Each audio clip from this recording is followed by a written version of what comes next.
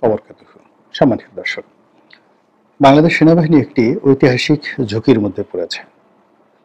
এটি কেবলমাত্র ঝুঁকি বললে ভুল হবে।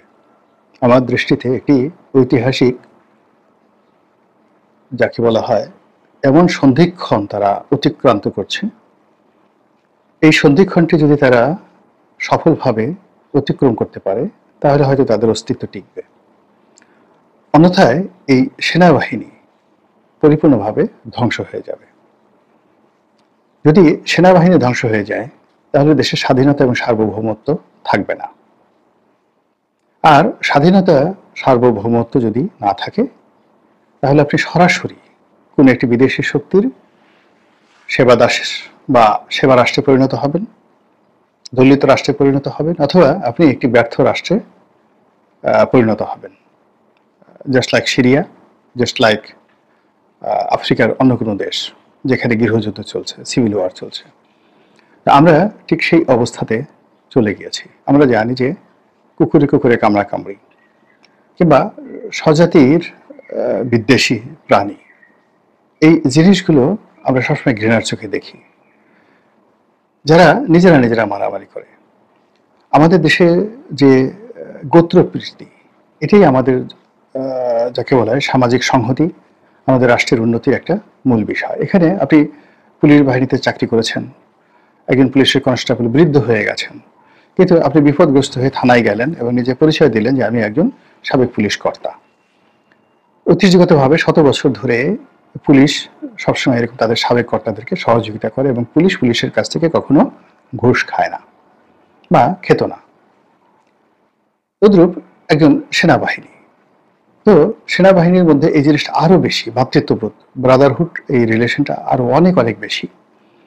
বিশেষ করে যারা ব্যাচমেট, অর্থাৎ একই সঙ্গে যারা ট্রেনিং নিয়েছেন, সেটা সিপাহী হন বা অফিসার হন, তারা পরস্পরের জন্য জিগিরি দোস্ত, জানি দোস্ত হিসেবে তারা কাজ করেন। এখন দেখা গেল একজন সেনাপ্রধান হয়ে গেছেন, আর তার ব্যাচমেট তিনি সেকেন্ড লেফটেন্যান্ট হিসেবেই তিনি কর্মজীবন শেষ করেছেন এবং খুব দরিদ্র হয়ে পড়েছেন। কিন্তু তাদের মধ্যেও সম্পর্কটা তুইতুকারি এবং একে অপরের প্রতি ভালোবাসা, ওখানে কোনো দারিদ্রতা বা কোনো পোর্টফোলিও কাজ করতো না কখনো। এটা আমরা দেখেছি যে সেনাবাহিনীর মধ্যে এই ব্রাদারহুডটি খুব বেশি কাজ করছে। এরপর হলো সেনা পরিবার, অর্থাৎ যে কোনো মূল্যে সেনাবাহিনীর সদস্যদেরকে বা সেনা পরিবারকে সাহায্য সহযোগিতা করার ক্ষেত্রে সেনাবাহিনীর বিভিন্ন ইউনিটগুলো যেভাবে সাহায্য করে, সহযোগিতা করে, এটা নজিরবিহীন। ধরুন, কোনো একটি এলাকায় একজন সেনা সদস্য যদি বিপদে পড়েন, তিনি যদি একেবারে সাধারণ সেনা সদস্য হন, বয়স্ক মানুষ হন, কিংবা যেই হন না কেন, তিনি তার এলাকার যে জিওসি আছেন, এরিয়া কমান্ডার আছেন, সেখানে গেলেন, অথবা তিনি যে কোনো একজন পদস্থ সামরিক বাহিনীর কর্মকর্তাদের কাছে গেলেন, প্রাণান্তভাবে চেষ্টা করেন তার সেই সাবেক সেনা সদস্যকে সাহায্য করার জন্য বর্তমান সেনা সদস্যরা। এই জিনিসগুলো সিভিল সার্ভিসে অতটা নেই। পুলিশ সার্ভিসের পরেই সবচেয়ে বেশি সেনাবাহিনীতে এই জিনিসটি ছিল। এরপর সেনাবাহিনীর অনেকগুলো ওয়েলফেয়ার কর্মকাণ্ড ছিল এবং আছে। তাদের রাওয়া, যেটা অবসরপ্রাপ্ত সেনাবাহিনীর কর্মকর্তাদের একটি ক্লাব, বা তাদের সেনা কল্যাণ সংস্থা, এরকম তাদের অনেকগুলো প্রতিষ্ঠান আছে।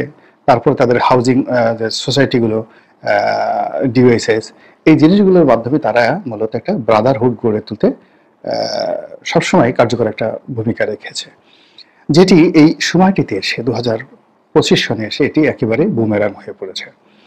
এখন বলতে গেলে তারা নিজেরা যে দ্বন্দ্ব সংঘাতে জড়িয়ে পড়েছে, এটি রাজনীতিবিদদের মধ্যেও এই দ্বন্দ্ব এবং সংঘাত আমরা দেখছি না। আওয়ামী লীগ বিএনপির মধ্যে যতটা না দ্বন্দ্ব এবং সংঘাত, বা খালেদা জিয়া এবং শেখ হাসিনার মধ্যে যে বিরোধ বা একে অপরকে বিষোদ্গার, তার চাইতে সাবেক সেনাবাহিনী প্রধান ইকবাল করিম ভূঁইয়া আইকিবি এবং সাবেক সেনা প্রধান জেনারেল আজিজ, এই দুজনের মধ্যে সম্পর্কে যে অবনতির ফলে কি ঘটনা সেনা বাহিনীর ভিতরে ঘটছে, রাওয়া ক্লাবে ঘটছে, ক্যান্টনমেন্টে ঘটছে, আমরা কম বেশি বাইরে থেকে যা দেখছি, শুনছি, তাতে প্রতি মুহূর্তে আমরা আতঙ্ক অনুভব করছি। এবং এই সকল ঘটনা আমি শুধু এই দুজনকে উদাহরণ দিলাম। এইভাবে আমি আরো কয়েকজনের নাম বলি, যেমন ধরুন দেশের বাইরে বেশ কয়েকজন সেনা কর্মকর্তা থাকেন। তো তারা ইতিপূর্বে শেখ হাসিনাকে নিয়ে সমালোচনা করতেন এবং that was good and well accepted এবং আমরা তাদের সবাইকে হিরো মনে করতাম। সেটা কর্নেল শহীদ বলেন, অথবা ক্যাপ্টেন শহীদ নামক একজন ভদ্রলোক ছিলেন, তিনি মারা গেছেন, কর্নেল, তারপরে মেজর দেলোয়ার বলেন, অন্যান্য যারা আছেন তারা ওই জমানাতে বেশ জনপ্রিয় ছিলেন, ভীষণ রকম জনপ্রিয় ছিলেন, পিনাকির মতো জনপ্রিয় ছিলেন। কিন্তু ইদানিংকালে দেখা যাচ্ছে যে বেশ কিছু সামরিক কর্মকর্তা ফেসবুকে এসে, ইউটিউবে এসে তারা সেনাবাহিনীর ভিতরকার অনেক গোপন খবর তারা বলে দিচ্ছে পাবলিকলি। তারা জেনারেল ওয়াকারুজ্জামান সম্পর্কে বিষোদগার ছড়াচ্ছে। আবার জেনারেল ওয়াকারুজ্জামান ছাড়াও অন্য সিনিয়র যারা জেনারেল রয়েছেন তাদের সম্পর্কে বা ক্যান্টনমেন্টের যে খবরগুলো আমরা কখনো জানতে চাই না, জানার আগ্রহ নেই, বা যে খবরগুলো আসলে আমাদের জানা উচিত নয়, সেই খবরগুলো এখন তারা বলে দিচ্ছে। এবং এগুলো নিয়ে সেনাবাহিনীর মধ্যে যাকে বলা হয় কতটা নেতিবাচক প্রতিক্রিয়া তৈরি হয়েছে বলতে পারবো না, কিন্তু আমরা যারা সাধারণ মানুষ তারা সেনাবাহিনীর সম্পর্কে আমরা ন্যূনতম যাকে বলা হয় আগ্রহ, ভয়, ভীতি, সম্মান প্রদর্শনের কোনো কারণ অনুভব করছি না। উল্টো আমরা এদের অপপ্রচারের কারণে সেনাবাহিনী সম্পর্কে নেতিবাচক ধারণা পোষণ করতে বাধ্য হচ্ছি। এবং এটি আপনি দেখুন যে মাঠে যারা দায়িত্বরত সেনা কর্মকর্তা রয়েছেন বা সেনা সদস্য রয়েছেন তাদের নৈতিক শক্তি, মোরাল শক্তি কিন্তু ভেঙে দিয়েছে।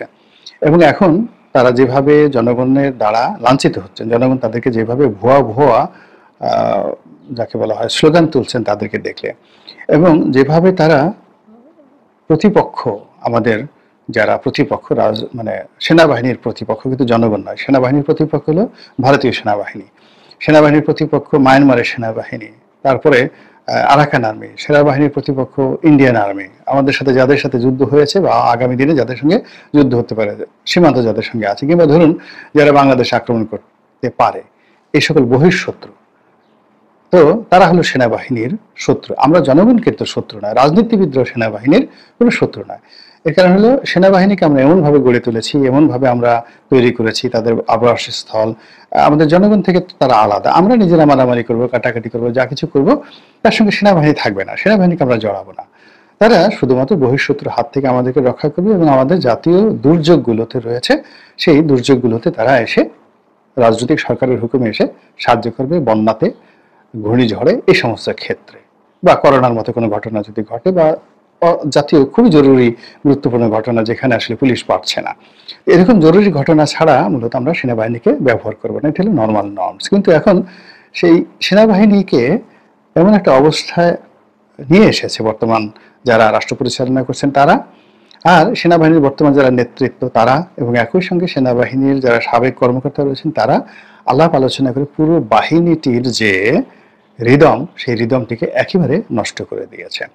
ফলে কি হচ্ছে, ভারতীয় পত্রপত্রিকায় ছাপা হচ্ছে যে ভারতীয় সেনাপ্রধান বাংলাদেশের অমুক সেনাবাহিনীর কর্মকর্তাকে টেলিফোন করে এই বকা দিয়েছেন, অথবা এই নির্দেশনা দিয়েছেন, অথবা অমুক জেনারেলকে এই কথা বলেছেন, অমুক জেনারেল এই কথা বলছে। অর্থাৎ পুরো বাহিনীটিকে দেশি এবং বিদেশি কারোর সেবা দাসে পরিণত করে দেওয়া হয়েছে।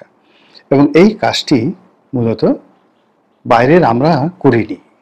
আমরা সেনাবাহিনীকে আগে যেভাবে সম্মান করতাম, এখন সম্মান আগের মতো না করলেও তুচ্ছ তাচ্ছিল্যের পর্যায়ে আমরা এখনো যাইনি। কিন্তু একজন সেনাপ্রধানকে, একজন মেজর জেনারেলকে, একজন ব্রিগেডিয়ার জেনারেলকে, একজন লেফটেন্যান্ট জেনারেলকে তুই করে বলা, বাপমা তুলে গালাগালি করা, এই জিনিসগুলো সাবেক সেনা কর্মকর্তা যারা এই ইউটিউবে, ফেসবুকে আসছে তারাই কিন্তু এই কাজগুলো করছেন। দ্বিতীয়ত আরও কিছু জনপ্রিয় যারা ইউটিউবার রয়েছেন, ফেসবুকার রয়েছেন, তাদের কাছে সাবেক সেনা কর্মকর্তারা যখন খুব দায়িত্বপূর্ণ গুরুত্বপূর্ণ পদ পদবিতে ছিলেন, সেই তাদের অনেক গুরুত্বপূর্ণ নথি, সেনাবাহিনীর অনেক গোপন দলিল এদের কাছে দিয়ে দেওয়া হয়েছে।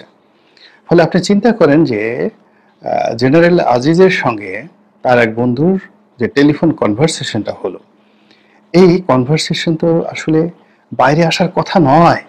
কে দিয়েছে? নিঃসন্দেহে ওই সময়টাতে যারা এই টেলিকমিউনিকেশন, সেটা সেনাবাহিনীর telecommunication department, DGFI telecommunication department কিংবা মেজর জেনারেল জিয়াউল আহসান যেটা পরিচালনা করতেন, যারা এই কল রেকর্ড করে, কিংবা পুলিশের টেলিকমিউনিকেশন যারা এই কাজগুলো করে, তারাই তো এই কাজগুলো করেছেন। নচেত এই কল রেকর্ড কিভাবে যায়? এভাবে আরো অনেক অভ্যন্তরীণ বিষয়াদি দেশের বাইরে যে সকল ইউটিউবার রয়েছেন, যে সকল সাংবাদিক রয়েছেন, যে সকল টেলিভিশন যারা চালায়, আইপিটিভি চালায়, তাদের কাছে কিন্তু বস্তায় বস্তায় এই সকল তথ্যপত্র পাঠিয়ে দেওয়া হয়েছে। পাঠিয়ে দিয়ে এই অনেককে জিম্মি করা হচ্ছে, কাউকে টেলিফোন করে জিম্মি করা হচ্ছে, কাউকে দালাল পাঠিয়ে যে তোমার এই ভিডিও আছে, এই অডিও ফুটেজ আছে, অডিও রেকর্ড আছে, তারপর এই ডকুমেন্টগুলো আছে, তোমার এই ধরনের ব্যাংক স্টেটমেন্ট আমার কাছে আছে, যদি আমার এই কথা মতো কাজ না করো বা আমাকে এই ধান্দাবাজির কাজে সহযোগিতা না করো, ফলে কি হচ্ছে দেখেন, পুরো বাহিনীটির মধ্যে একটা আতঙ্ক ছড়িয়ে দেওয়া হয়েছে। একইভাবে পুলিশ বাহিনীর মধ্যে সেম ঘটনা, সিভিল সার্ভিস সেম ঘটনা। কিন্তু পুলিশ বা সিভিল সার্ভিসের যারা কর্মকর্তা, এরকম যদি 80% কর্মকর্তা বাদ পড়ে যায়, তাহলে কিন্তু সিস্টেমটা লস করবে না, সিস্টেমটা ব্রেক করবে না। সেখানে যারাই নতুন আসবে তারা এর সাথে অ্যাডপ্ট করে নিতে পারবে। কিন্তু সেনাবাহিনী তো সেটা নয়। সেনাবাহিনীতে একটা সুদীর্ঘ ট্রেনিং দরকার আছে, এবং প্রতিটি আপনি রাতারাতি কাউকে মেজর বানাতে পারবেন না, ক্যাপ্টেন বানাতে পারবেন না, ব্রিগেডিয়ার বানাতে পারবেন না, কর্নেল, লেফটেন্যান্ট কর্নেল বানাতে পারবেন না। এমনকি আপনি রাতারাতি নির্দিষ্ট ট্রেনিং ছাড়া একজনকে সিপাহীও বানাতে পারবেন না, এমনকি একটা ব্যাটম্যানও বানাতে পারবেন না, যে মানে আপনার অফিসারদের কাজকর্ম করবে। ওরও একটা নির্দিষ্ট ট্রেনিং রয়েছে, এবং সেই ট্রেনিংটা নট লেস দ্যান 1 ইয়ার। একটা সাধারণ ট্রেনিং, অস্ত্র হাতে নেওয়ার জন্য একটা সাধারণ ট্রেনিং 1 বছর লাগবে। তারপরে আপনার পোশাক পরার জন্য আপনাকে 1 বছর সময় লাগবে, আর পোশাকের সাথে র্যাঙ্ক ব্যাজ পরার জন্য আপনাকে আরো অনেক সময় লাগবে। পরে এই বাহিনীটি থেকে যদি 200 জন লোক মাইনাস হয়ে যায়, ধরেন বিডিআর হত্যাকাণ্ড, পিলখানা হত্যাকাণ্ডে 70 জন কর্মকর্তাদের নির্মম মৃত্যুর পরে পুরো বাহিনীতে যে হতাশা তৈরি হয়েছে, শূন্যতা তৈরি হয়েছে, এটা কিন্তু এখনো পর্যন্ত যায়নি। আবার এখন এই যে বর্তমান জমানা, এই জমানার কবলে পড়ে যদি 200-300 কর্মকর্তা বাদ পড়ে যান চাকরি থেকে, শাস্তির আওতায় চলে আসেন, চাকরি চলে যায় অনেকে, বা অনেকে দুর্নীতিতে জড়িয়ে পড়েন, অনেকে নেগোসিয়েশন করেন, অনেকে কমান্ড ভুলে যান, অনেকে দেখা গেল যে সেই তার বড় পদে আছেন, সেই পদ পদবি ভুলে গিয়ে একজন ইউটিউবারের পায়ের উপর গিয়ে পড়েন যে আব্বা গো আপনি আমাকে রক্ষা করেন, আপনি যদি আমাকে রক্ষা না করেন কে আমাকে রক্ষা করবে, আপনি তো আমার পিতার মতোই। তাহলে আপনি বোঝার চেষ্টা করুন যে এটা কি ধরনের একটা পরিবেশ পরিস্থিতি তৈরি হতে পারে। তো আমি মনে করি যে সেনাবাহিনী আমাদের রাষ্ট্রীয় সম্পদ, আমাদের জাতীয় সম্পদ, এবং আমরা তাদের দ্বারা যতই নির্যাতিত হই বা তাদের অতীত কর্মকাণ্ড নিয়ে যতই সমালোচনা করি, কিন্তু শেষমেশ কতগুলো পেশা, যেমন ওকালতি একটা পেশা আছে, ডাক্তারি একটা পেশা আছে, আপনি এই দুটো পেশাকে বাদ দিয়ে একটা দেশ জাতি চলতে পারে না, মানুষ চলতে পারে না। তদ্রূপ একটি স্বাধীন সার্বভৌম রাষ্ট্র সেনাবাহিনী ছাড়া চলতে পারে না। কাজেই সেনাবাহিনীর মর্যাদা রক্ষা করার জন্য এই মুহূর্তে সেনাবাহিনীকে এগিয়ে আসতে হবে। আপনারা এই বাহিনীটির এই মুহূর্তে ক্ষতি ছাড়া কোনো উপকার করতে পারবো না। এখন সেনাবাহিনী যারা কর্তা ব্যক্তি আছে, আমি শুধুমাত্র ইন্ডিকেশন দিলাম এই জিনিসগুলো কিভাবে বন্ধ করা যায়। এই জিনিসগুলো বাইরের লোক, ধরেন একজন সাংবাদিক বাংলাদেশে আছে, তিনি একটা কথা বললেন, একটা পত্রিকার রিপোর্ট ছাপা হলো, সেটা আপনি বিবৃতি দিলেন, এগুলো এক ধরনের যাকে বলা হয় রেমেডি। কিন্তু সাবেক সেনা কর্মকর্তারা যখন তথ্যপত্র নিয়ে কথা বলছে, আবার সাবেক সেনা কর্মকর্তাদের কাছ থেকে তথ্যপত্র নিয়ে দেখা গেল যে বর্তমান কর্মকর্তারা একটা লাইনে চলে যাচ্ছেন, চেইন অফ কমান্ডে চলে যাচ্ছেন ইউটিউবারদের, কিংবা দেখা যাচ্ছে যে বিদেশি সাংবাদিকদের, বিদেশি যারা ইনফ্লুয়েন্সার রয়েছেন, তারপর সোশ্যাল মিডিয়াতে যারা ইনফ্লুয়েন্সার রয়েছেন, তাদের করায়ত্তে চলে যান, তাহলে বুঝতে পারেন যে এটি কতটা আত্মঘাতী হয়ে যেতে পারে। এবং সেই কাজটি বন্ধ করার জন্য বর্তমান যারা প্রশাসন রয়েছেন, সেনা প্রশাসন, তাদেরকেই কঠোর হতে হবে এবং কঠোর ব্যবস্থা নিতে হবে, এবং এই